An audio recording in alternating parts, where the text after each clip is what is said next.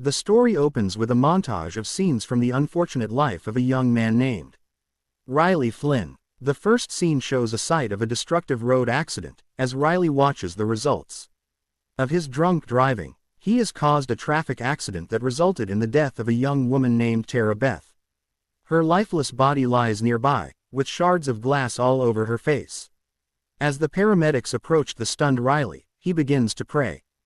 The scene then quickly shifts to a courthouse where Riley is sentenced to prison for 4 to 10 years. He is also ordered to pay the victim's family a sum of $104,000. Why the extra 4 years of his hard work in savings vanish overnight due to his decision to drive drunk?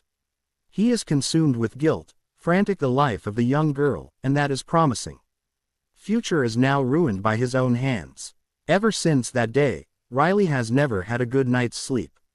Every night, as he lays with his eyes wide open on his bed, he sees the image of Tara Beth. Her face is always covered in shards of glass, exactly like the day of the accident. 4 years later, Riley is finally released on parole. His promising career in Chicago as an investment banker is now roof. She looks out the window and sees a figure dressed like Monsignor John near a bush. On the other hand, at the doctor's house, Sarah's dirty mother begins shouting. The old lady claims that she saw her husband's figure, though he had died 15 years ago.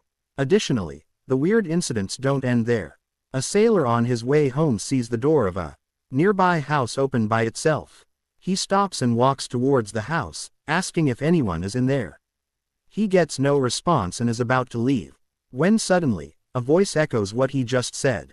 Driven by curiosity, the sailor enters the house, only to find a monster lurking in the dark.